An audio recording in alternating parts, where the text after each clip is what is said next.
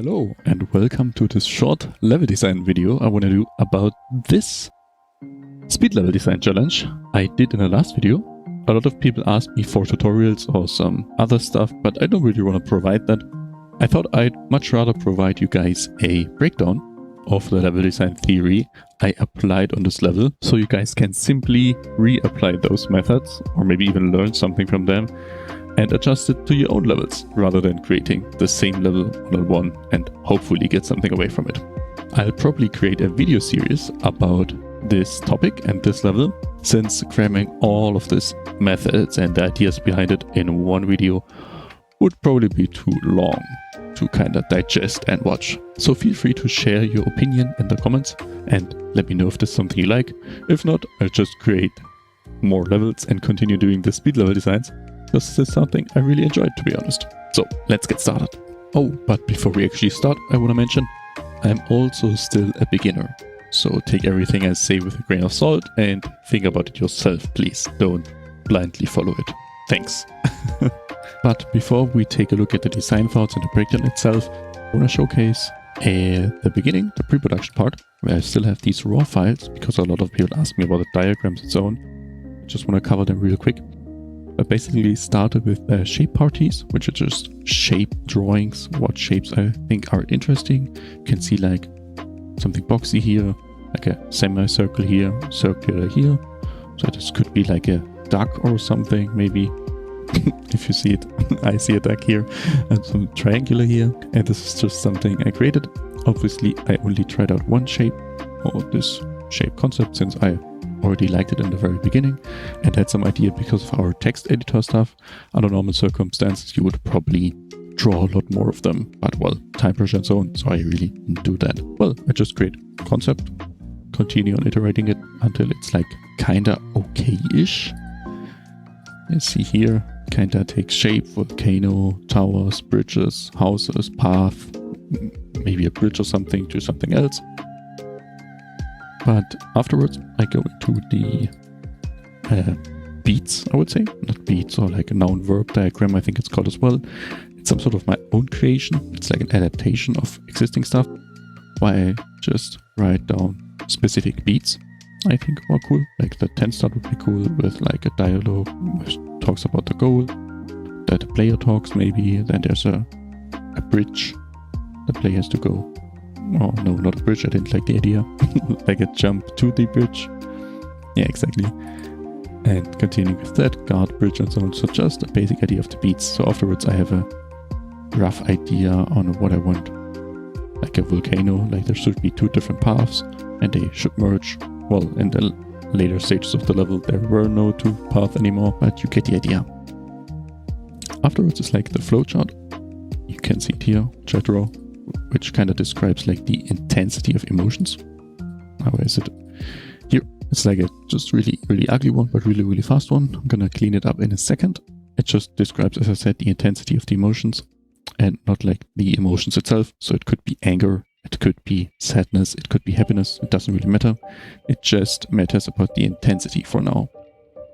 You would probably write it down somewhere, but well, it's my level.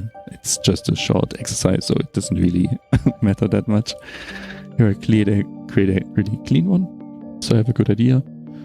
And I write down like the beats behind it, like into the city, there should be a high up, because like, wow, we go into the city, it should be like a surprising moment. Then there's like the market, which is also super lively, should be cool, maybe even guards chasing us, so there should be like the increase of emotion, of intensity. Then what comes after, like the volcano should have been a high point in my brain. There should be like a balancing act where the player is approaching it. Oh shit, it's balancing, I don't want to fall down. But really fast you notice, the balancing mechanic is pretty easy to understand, and so the intensity graph would kind of lower a little bit. And well, in the very end, if you can look on the top right, you can see the whole graph again. The very end I wanted the smithy to be, which got cut in the end because of time issues. Well, who guessed it? But this should be like the main climax point where the player steals like a volcanic crystal which powered the city, and now the city shuts down, lava is overflowing everywhere. So pretty much over scope.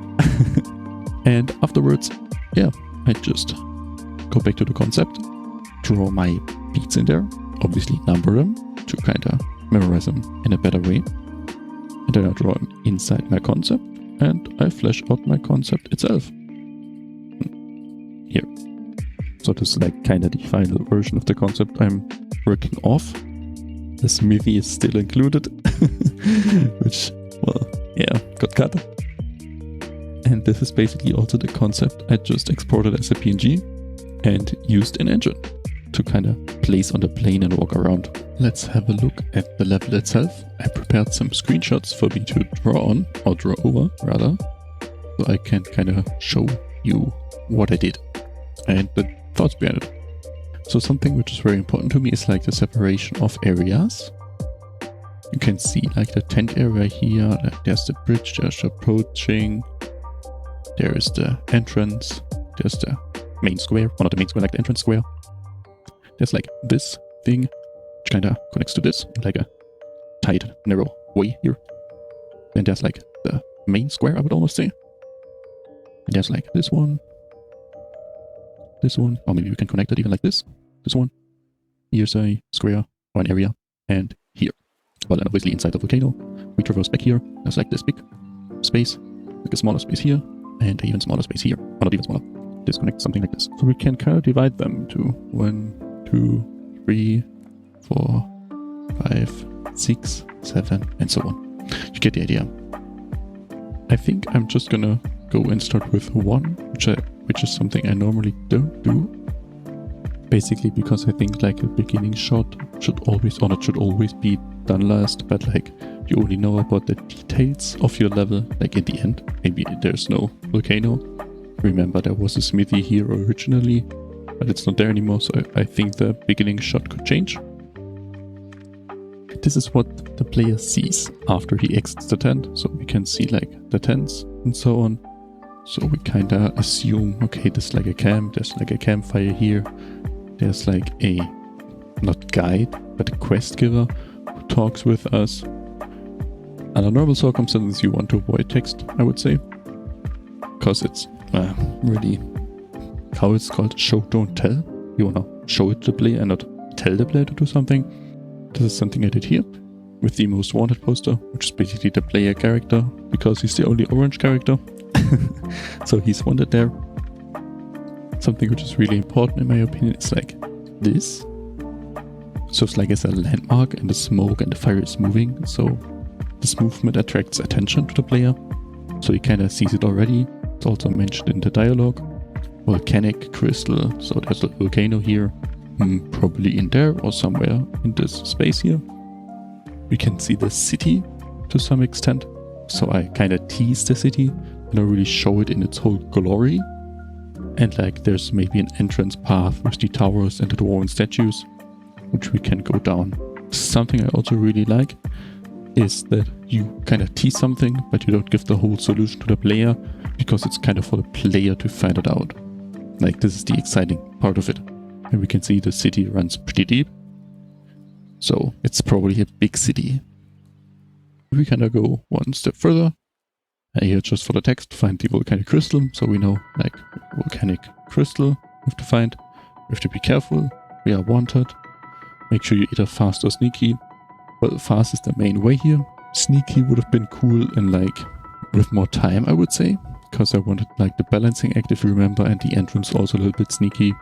I just added some fire here to showcase, hey, this is a campsite and so on. And now you get a clearer look of like the most wanted picture here. So we see the player, $100,000 in this case. It's like the reward for him. If I continue, it's just like a plateau where the player could stand if he wants. So he sees everything a little bit more clearer. So we see the entrance point.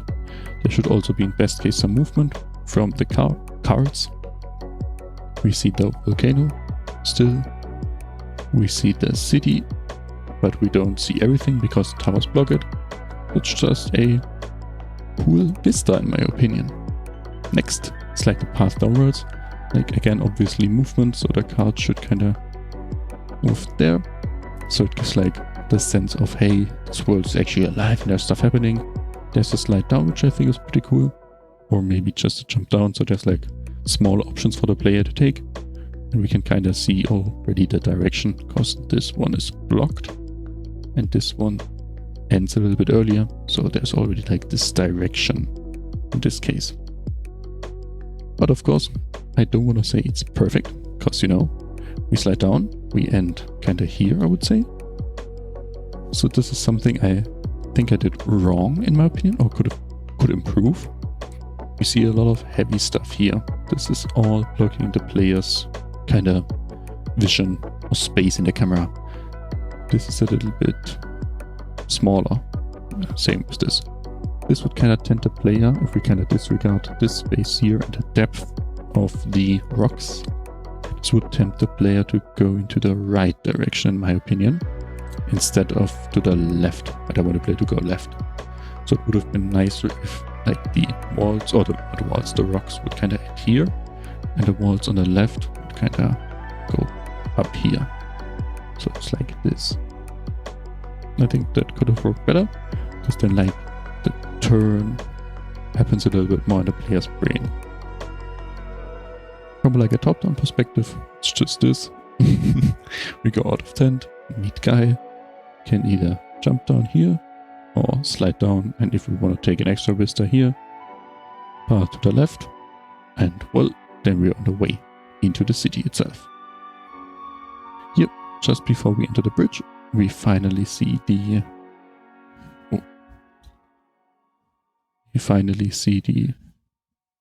my bad. Now, here, yeah. We finally see the entrance to the city, but it's like super noisy, so we can't actually decipher what's going on here. If we zoom in, maybe like there's a red one, blue, and something here. But for the player, it shouldn't be really decipherable. We still see the big landmark, which is important, because it's just like as a landmark, as orientation, as a direction. The card going away, these cards go in this direction, so there's like a flow. And this is also quite, I would say, important, but it serves as a POI, as a point of interest. It's not really framed in a good way, in my opinion, from this angle. But yeah, you have to account for any angles, for every angle almost. If we continue, I've seen that one commenter posted and talked about like, it's not really visible what edges I can interact with. That's true. I could have done like a yellow line here or something, but just in my case, the text always says, hey, you can kind of climb on this one. But yeah, that's definitely something I would improve. These are quite important to me, to be honest, because they show the player, hey, you can do stuff. Obviously, it's like the middle of the level, not of the game, and not the beginning where I have to teach the player, but it's still something to do. Because right now he just walked, slid down, and then walked on a bridge, so that he really didn't do anything yet. There's a little bit of interaction going on here. I also like this quite a bit, the separation. Maybe you can see it already, like there's noise here, or like full space, and there's like a negative space. So this kind of already tends to play, in my opinion, onto the right. Because he has space, this is all space he can use, he's freely, and here he would have to squeeze between the cards, which would be kind of annoying in my opinion. Next is like a different traversal obstacle. It's not as high, so I missed. Oh, my yellow paint is gone. How the player sees like there's different forms of traversal, not only like the jump over it, but like also the hop where he kind of keeps his speed. And now we can really see it clearly, so it really tends the player to go to the right lane, if I may say so, which is quite nice. A little bit of inconsistency going on here. We can see the card with the bull pointing in this direction, but we've established that the card from earlier goes into this direction. This is quite weird. Maybe it could have been that one card went from this side to this side, but this is like an inconsistency which kind of should be avoided, in my opinion. This picture already shows this stuff a little bit clearer, in my opinion. We see a straight pathway into the city. We also see more of the insides of the city. Keep in mind there are like people moving from left to right all the time, which serves or creates the feeling of, hey, it's actually being alive and not static. And this is, in my opinion, super inviting because, well, this is blocked off. There's a red dude here. This is kind of blocked off, so this is kind of the only way to go. Where the card actually starts moving as well, and the player needs to slow down. So he kind of sneaks into the city from the guard, because we know, hey, we are wanted. We want to avoid the guards in a best case scenario.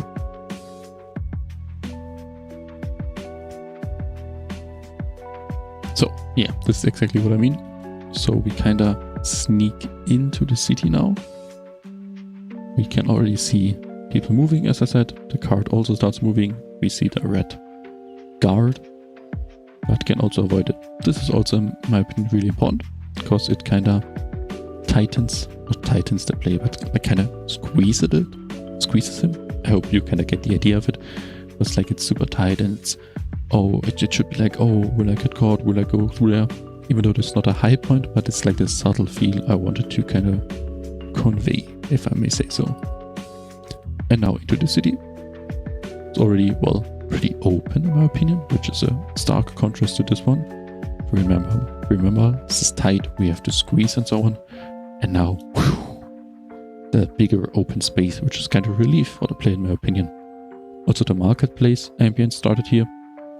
So the player really hears, okay, stuff is going on, people are walking around like this dude. And that's like this dude, I think, or maybe this one? No, this one is walking around.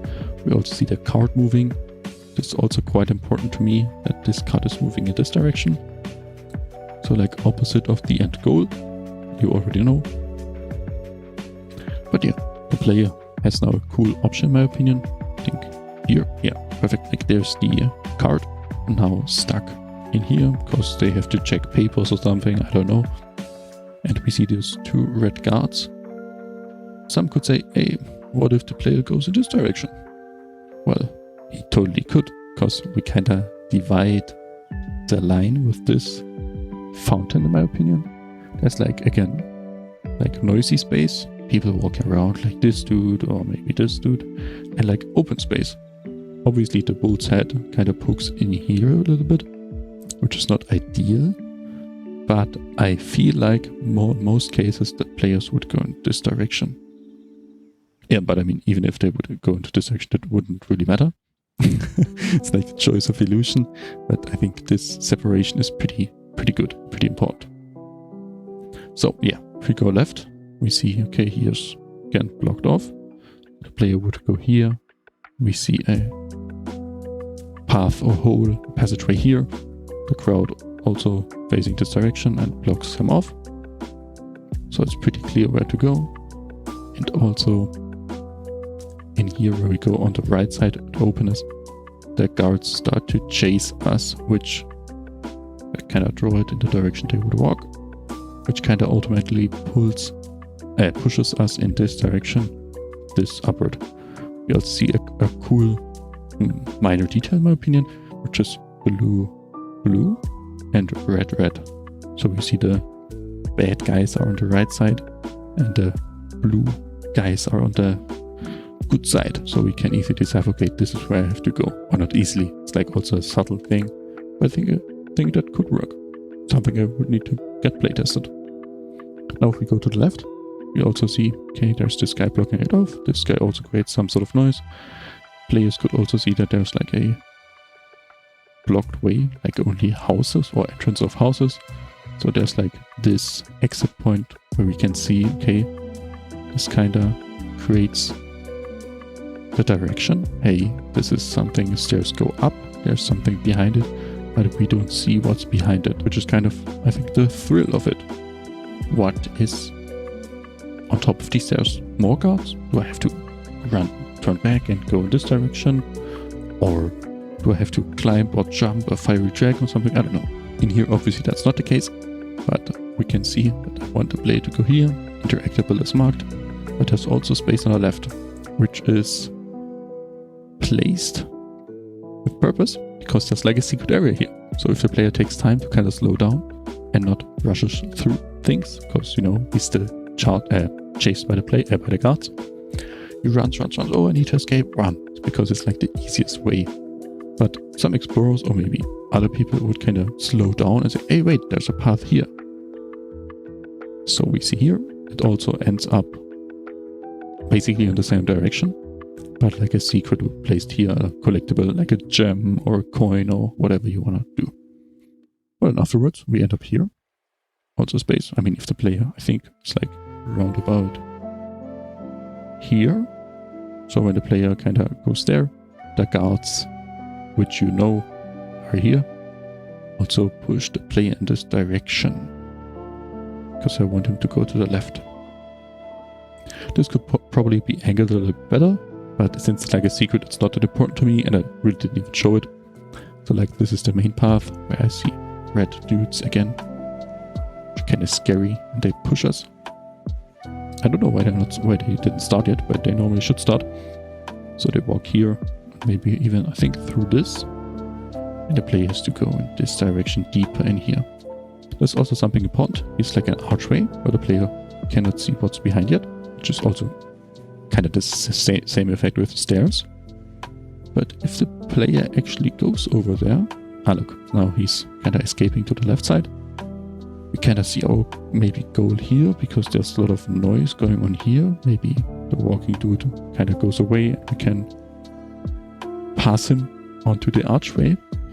But then there's like a small surprise waiting for him, because as soon as the player wants to go there, there was a guard standing in the archway, and now we kind of need to redo our plans and escape through the main marketplace. Here's it again from a different angle. So like the guard would kind of start running to us and push us in this direction. There's also something which is quite good in my opinion, like these market stalls, because they are like angled in the beginning. Very nice. So they give some sort of direction. Like I know it's like all lines go to this point if you look from this angle, but like the marketplaces could also look like this. Obviously it wouldn't really make sense, but then the direction would be kind of this or this depending on the environment. And if they are face down like this, I think they kind of give the idea, because also there's like the wall, so if the line would go up, it's blocked by the wall. So the intentional or the obvious idea of it is kind of down and away from the wall, because we want to get freedom. And yes, then there's the main marketplace, where we kind of see an interactable object again, which we kind of can go on to. We could also just avoid it, go to the right, go to the left.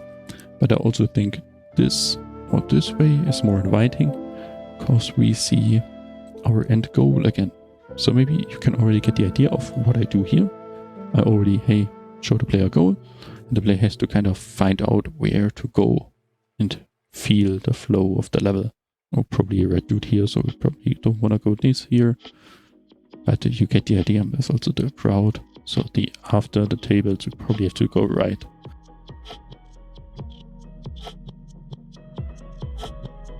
But yeah, these are just some basic thoughts I had while creating this. Obviously I could go more and more into detail, but I want to keep this video precise, and I've seen it's already like 20 minutes long, so that's more than enough time for like the first half of it. So we are basically now here. So this all of this is something we covered already.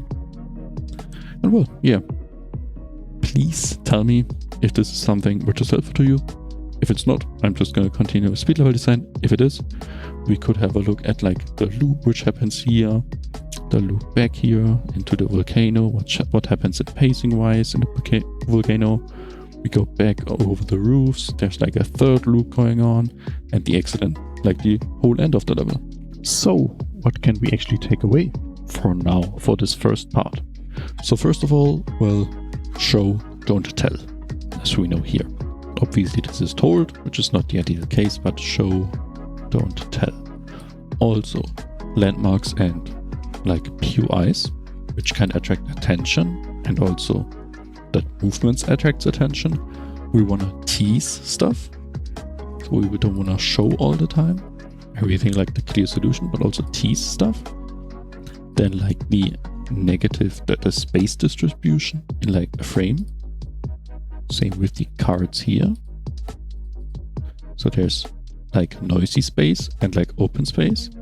then there's like this squeezed and open feel. So there's like squeezed open and squeezed open. And obviously we can reward detours. If the player takes extra effort to slow down, disrupt his own flow, want to reward him for this feeling. So yeah, if you were able to learn something from this or take something away, feel free to let me know. This is it for part 1, and well, I hope you have a great week.